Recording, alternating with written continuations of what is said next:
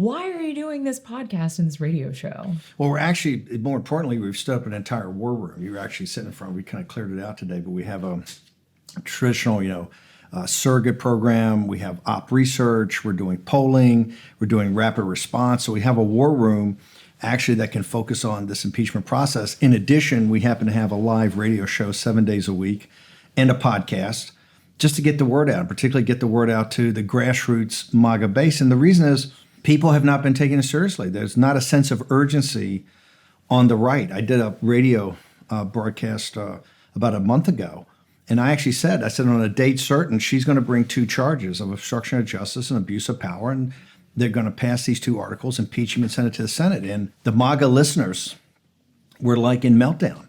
They said, no, it's fake news, it's witch hunt, it's deep state. And I said, hey, it could be that or it could be aspects of that, but the reality, and what the reality is that Nancy Pelosi is a master of political, I think, disinformation warfare.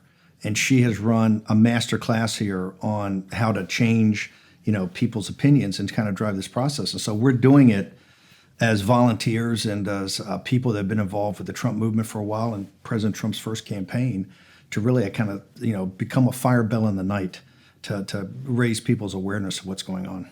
You praise Speaker Pelosi frequently on this show. Yeah. And you don't really praise Minority Leader Kevin McCarthy very frequently. Do you think that he's dropping the ball on this right now? Do you think he's doing a good job defending the president? First off, you cannot compare Nancy Pelosi with McCarthy. I mean, Nancy Pelosi. Why not? They're both the leaders of their parties. Well, I disagree with her ideologically, but I think she's a master politician. And what makes her good? Well, I think number one, she's very focused. And the first time we had a dinner in the White House, and I think the 3rd day of President Trump's presidency, she sat across from me, and Reince and Jared, and the president was there, and we had all the leaders.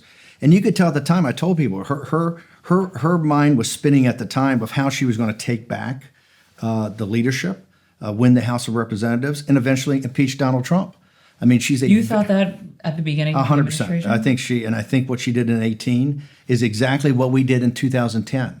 It was to get mobilize people to go door to door. They won the 2018 election by really, I think, copying what we did in 2010 when we won 62 seats, the Tea Party movement.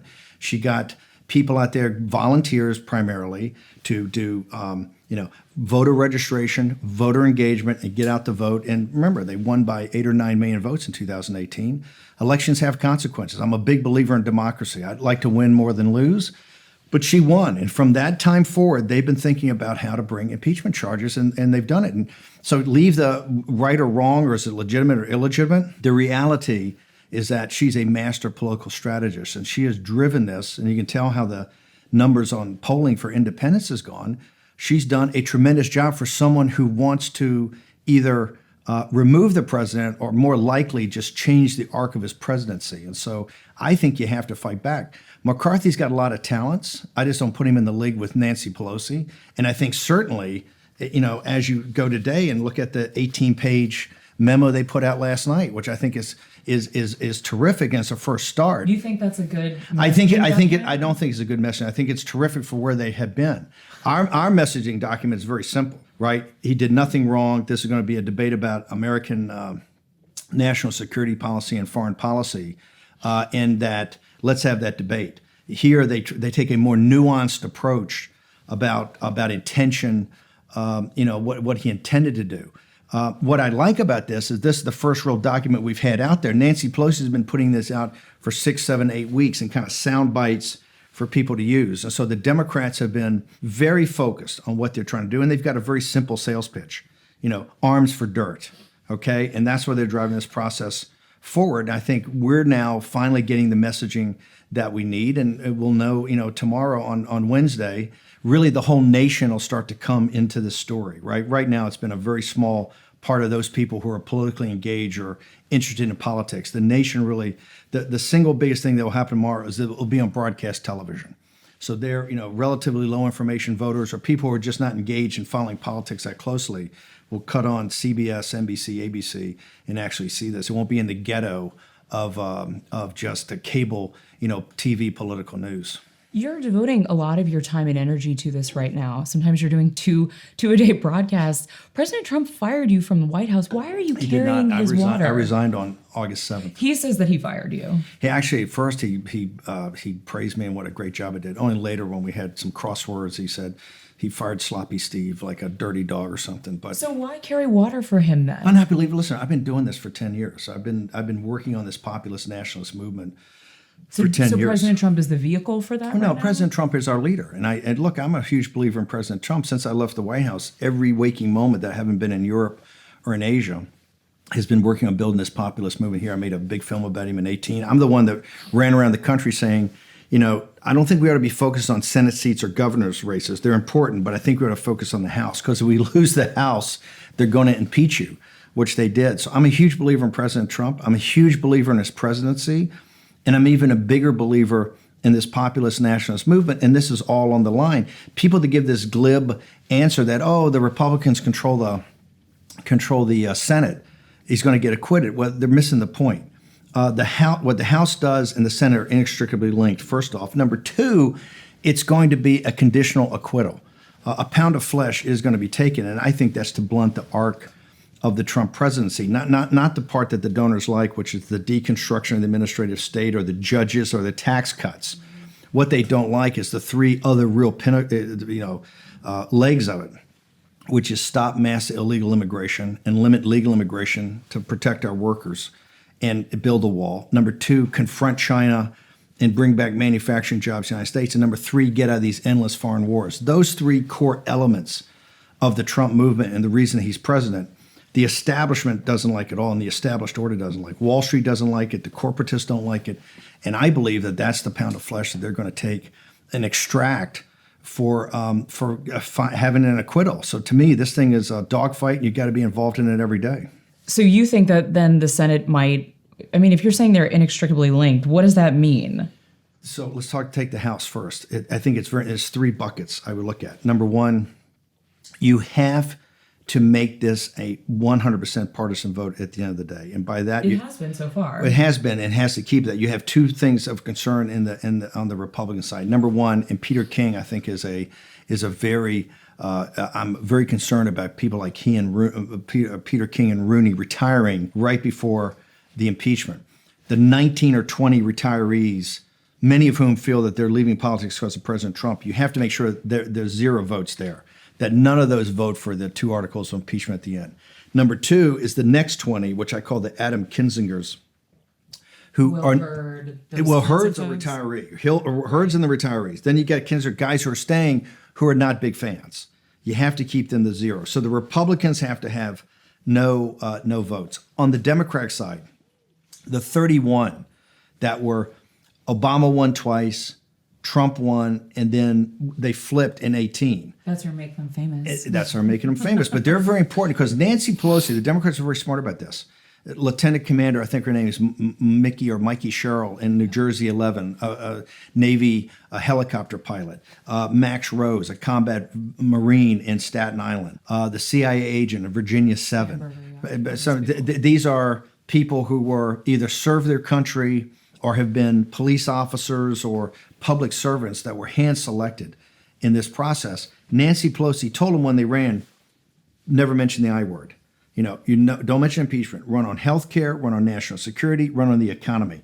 We have to put before the nation, right, exactly what these people are doing if they vote to impeach the president, and to be able to flip those. So the objective is to take that down by half. If you can, at the day she votes on it, I think it'll be sometime around December 20th or 21st, those two articles of impeachment. If you can keep 0 Republicans and take out a good portion of the swing district Democrats, then you can make the argument this is purely partisan, and hopefully then be able to move to the Senate and get some relatively quick dismissal instead of a long 6 or 8 week trial. He's likely not going to get removed by the Senate, even if the House does vote for these articles of impeachment, which it sounds like you're trying to prevent that from even happening. But even if he goes to the Senate, I don't think there's about it. I think it'd be virtually impossible right now. So you think he will be impeached? I think it'd be impeachment 2 articles of the House, because even on a partisan vote, I think he will be. If the Senate is not going to vote to remove him, which it doesn't seem like they're going to get those 20 senators that they need right now, isn't this all kind of a lot for nothing then? No, absolutely not. Because first off, you want to make sure that there's, like I said, there's no negotiation on what that acquittal is. Let's just go back over the Senate. Mitch McConnell said at first several weeks ago, I'm going to dismiss this in 5 minutes, right? Then he actually said, I have a constitutional duty to have a trial. Right. Then Ben Sass and Jeff Flake both tell us at a lunch, at the Senate lunch, with a private ballot, anonymous Flake ballot. Is gone. No, but he still goes to the lunch. I think he went to lunch and reported. Remember, Flake reported and Sash reported that 35 senators, when it was anonymous, would vote. Only 45 showed up to lunch, I believe, not the 53. 35 voted to convict on an anonymous ballot. Lindsey Graham then came out with his resolution. Remember, the first resolution he put around, and the guys at the Dispatch broke this through Cotton. When they first put that around, it had two parts to it. One was to totally defend Trump's actions. The second part was to condemn the process. When it went around with both of them, 25 senators said, I can't do that. Right. They then eliminated the process, the defending Trump.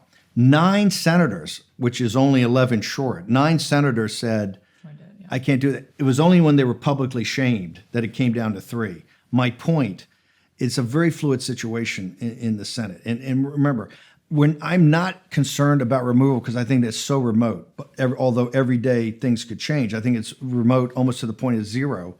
Although Chris Wallace lit up Mulvaney that day in his interview and ended by saying, I got pretty good sources on the Hill. They say that there's a 20% probability he could be removed. My bigger concern is that they will extract some changes to the Trump agenda on building the wall and immigration, particularly China. Remember, the establishment, Republican establishment on Wall Street and the corporatists hate the confrontation with China. They would rather walk away today and have the stock market boom and not care about bringing the jobs back, or to have someone like a Peter Navarro, terminated. The third is the endless foreign wars. Remember, there's a huge debate inside the Republican Party, and I'm not an isolationist, but about what do these commitments mean? How long are they going to take place for? Where are our allies? Versus elements of the Republican Party that are still neocon that not only want to remain, but want to engage in even more nation building. So those 3 elements of the Trump movement and kind of the Trump presidency, to me, is what is up for grabs in the Senate process. Who is doing a good job of messaging this, trying to protect the president right now from the White House? Does he have people who are doing a good job? But I think the president's done what I think, and this is why I think situations like ours and others in the campaign or the RNC are needed. The president, I think, has been very smart in what he said. He says, I have a day job. I didn't do anything wrong. There's nothing, the conversation was perfect. Every element I did to try to root out corruption or get allies and put money in here is fine.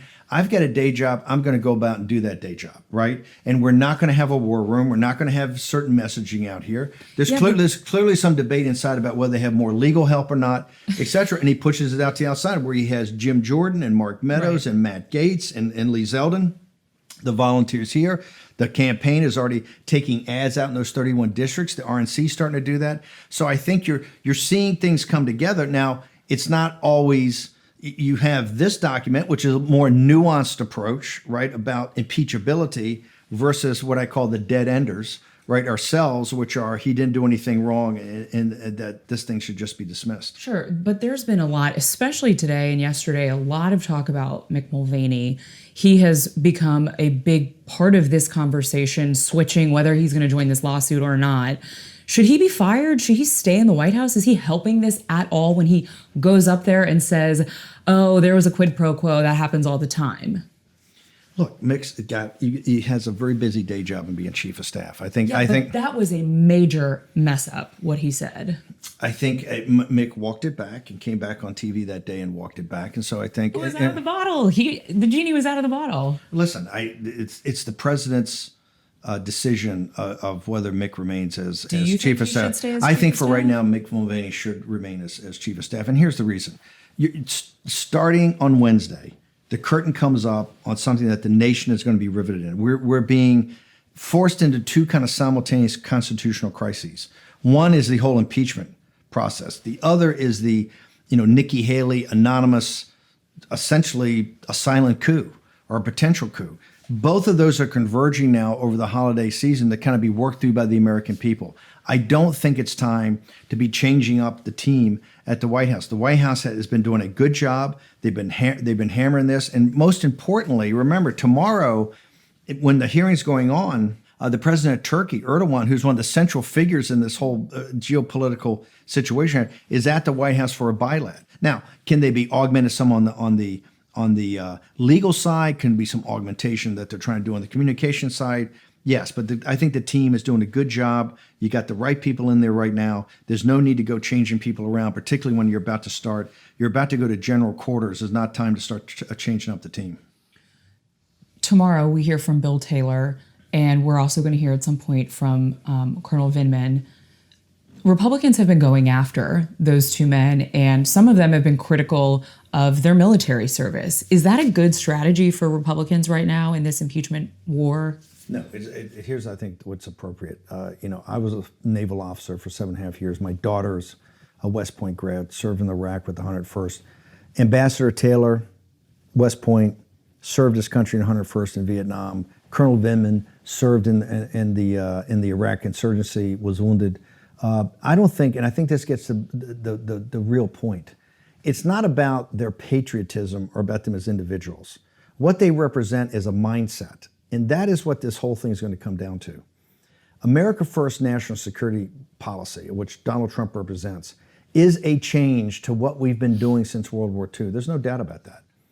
And what you have in this situation is you have good people that have a mindset of the way things should be. This kind of post-war international rules-based order, which is a series of commercial relationships, trade deals, capital markets with an American security guarantee. And I mean that from NATO to the Persian Gulf, to the South China Sea, up to the Northwest Pacific with Korea and Japan. And that means $1 trillion every year we spend on defense, which is the budget when you add it all up.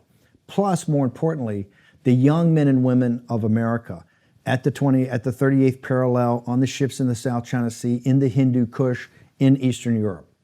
And the question, what was voted out of in 2016, and this kind of managed decline, is the Hillary Clinton, John McCain, Jeb Bush, Marco Rubio, Madeleine Albright, John Kerry, Barack Obama. That kind of consensus on American national security policy was rejected by the American people. And what Trump is trying to do in America First, and I think Ukraine is a good example of that, is to say, hey, we're not going to give any more money in military weaponry until we know that the money's really being spent. There's no corruption, and we're particularly not going to export American crony capitalism. In addition, where are the allies? Where's Germany? Where's France? Where's the United Kingdom? And so I think that's what this is going to boil down to. I don't think you need to denigrate Here's the thing, people. though. America First doesn't have enough people who can go fill all those foreign service roles. Tell me about it. So then how do you have a functional national security apparatus in the United States and the State Department? You just answered the question. Remember, these people, and this gets back to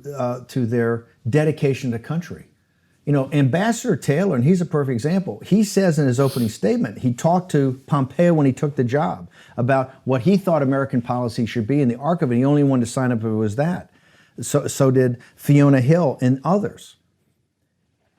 The way our system works, if Barack Obama wins the election, he's the commander-in-chief, okay?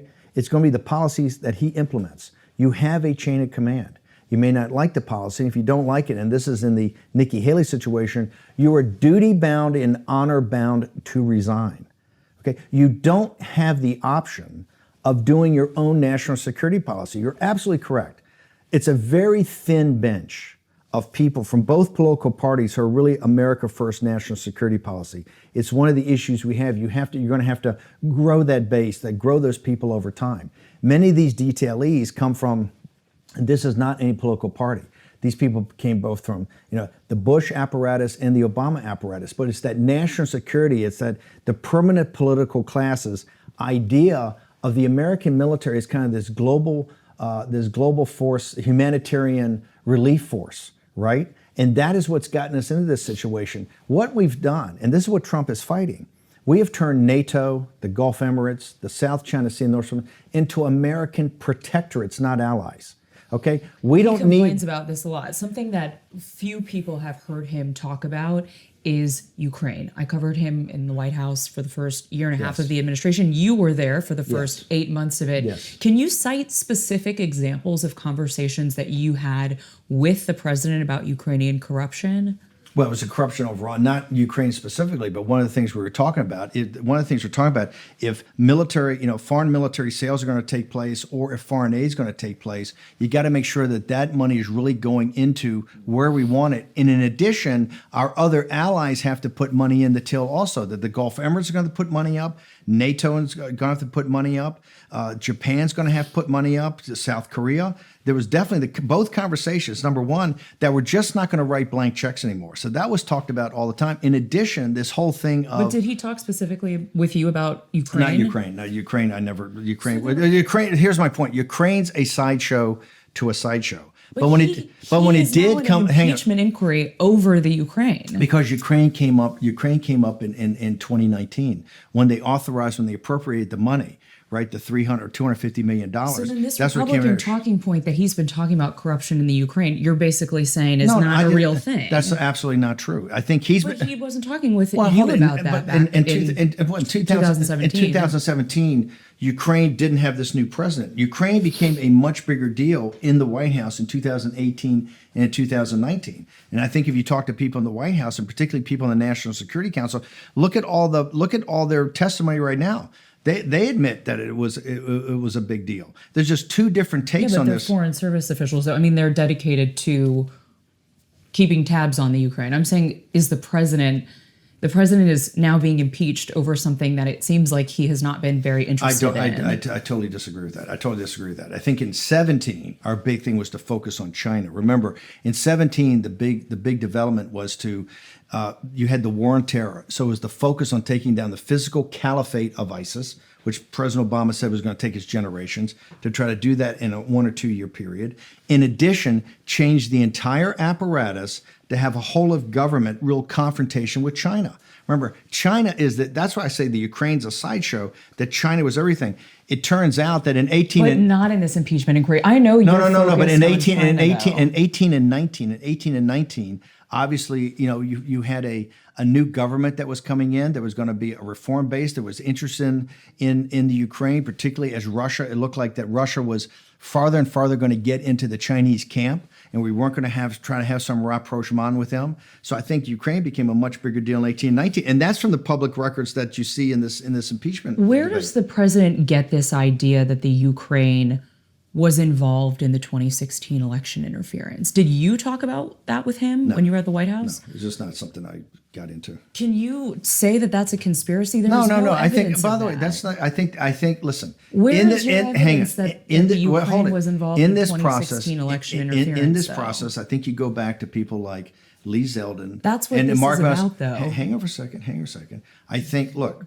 We know in Crossfire Hurricane, we don't have all the information on that. We don't have all the information from Durham's, Justice Department investigation. We don't have the information from the IG. All this information dealing with 2016. You just had Rick Gates today to try to give new information in the Roger Stone investigation. The entire intelligence community, though, has said that it was Russia. I mean, where is he getting this? Hang on for a second. I have seen the intelligence briefings. Okay.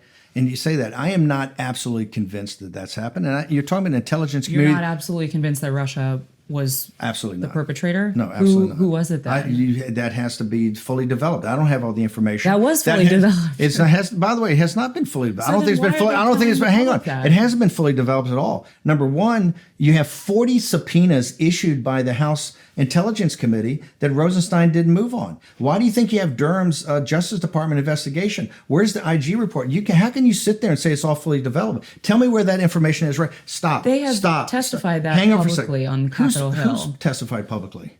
Ray has said this before he was fired. Coates has said this, that it was Russia that was involved with this. I just asked you a question. You have 40 subpoenas. This is part of your strategy. It's not strategy. These are no. Questions. Because all you do is do a talking point spin by Democrats. No, I'm just asking you for the facts. Here's the facts. There are 40 subpoenas issued. Is there not a fact that the House Intelligence Committee issued 40 subpoenas that Rosenstein never executed? Is that a fact or not a fact? I asked you a question. Is that a fact or not? That's a fact. Okay, everybody knows that. I listened to your podcast. You said you did this with Anderson, putting questions to reporters.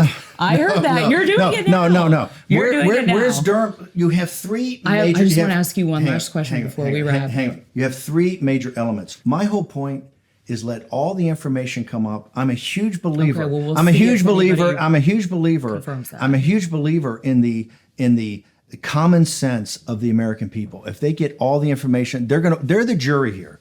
They're going to weigh and measure this. But that's why I think all the information will come out. I think Schiff, one of the things that Schiff, and I've had the great pleasure of being down in that skiff for, I think, 25 or 30 hours in the Star Chamber, being grilled by Adam Schiff. I think it's a great benefit to make this a public hearing. We're going to get that soon. I would like to see some of the witnesses that the Republicans asked to come forward, and I think Hunter Biden ought to be one of those. I think Hunter Biden ought to talk about this kind of crony capitalism that was taking place that we were exporting over to the Ukraine. Ought to be part of this. What good does it do to talk about Hunter Biden when this is now focused on the president and what he said in this Zelensky call, though?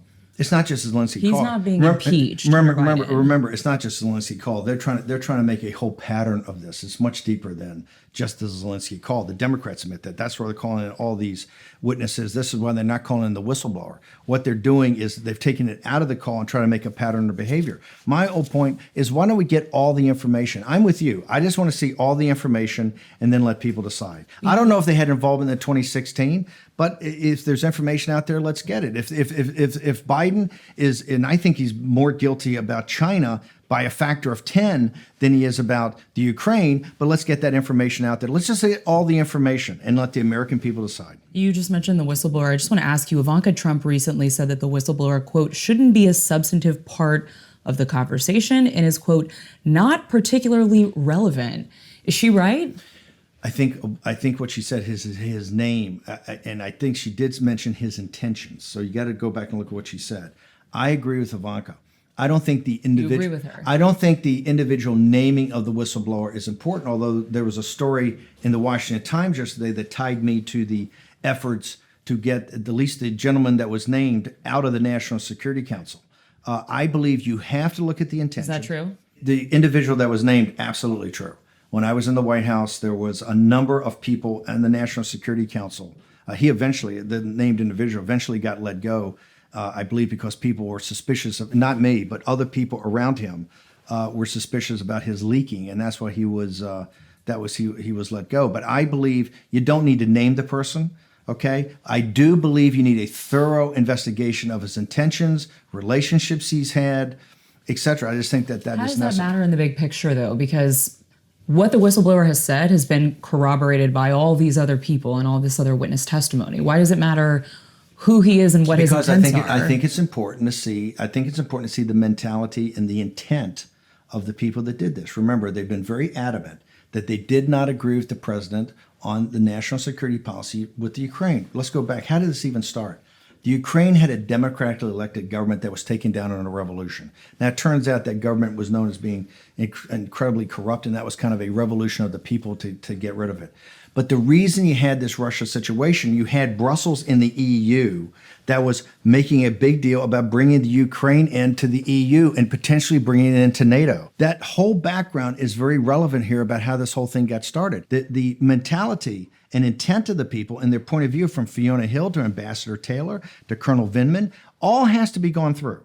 The intention, their motivations, what they had done before, that's all part of this. What about the president's motivations and his intentions? Well, that's what to investigate this political This opponent. lays out the intentions. He had no intention, so it's not an impeachable offense. You don't think he had an intention to investigate a political opponent? Absolutely not. Absolutely not. He says that, though. Okay, absolutely not. He says that in this call. Absolutely not. What do you mean absolutely not?